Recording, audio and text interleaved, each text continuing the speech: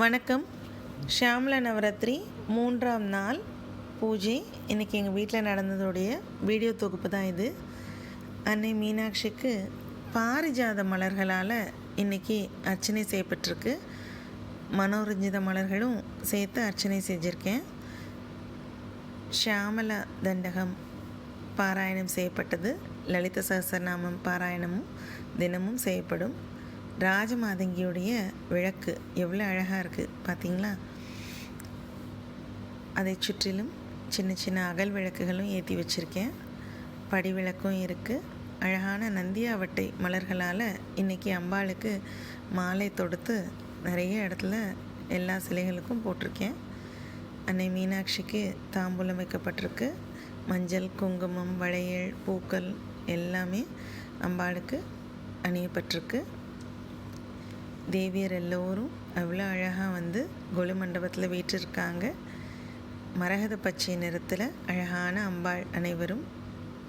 இன்றைக்கி ராஜமாதங்கி தாயாருடைய அலங்காரம் இது. நந்தியாவட்டை மனோரஞ்சித மலர்களால் செய்யப்பட்ட மாலைகள், அரளிப்பூ மாலை, அழகான ஒரு ரோஜாப்பூ நிற வஸ்திரம் அம்மாவுக்கு இன்றைக்கி அணியப்பட்டிருக்கு. அதில் ரொம்ப அழகாக இருந்தாங்க. கிளி கொஞ்சிறதுன்னு சொல்லுவாங்களே அந்த அளவுக்கு.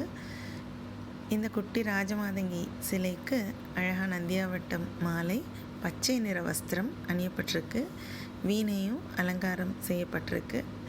அம்மாவுக்கு ரொம்ப பிடிச்ச ஒரு அழகான இசைக்கருவி இந்த வீணை. அவங்களுக்கு ரொம்பவும் பிடிச்சது இந்த வீணை மற்றும் கிளிகள். லலிதாம்பிகையின் மந்திரியானவங்க எப்போதும் வீணையை மீட்டினபடி இருப்பாங்க.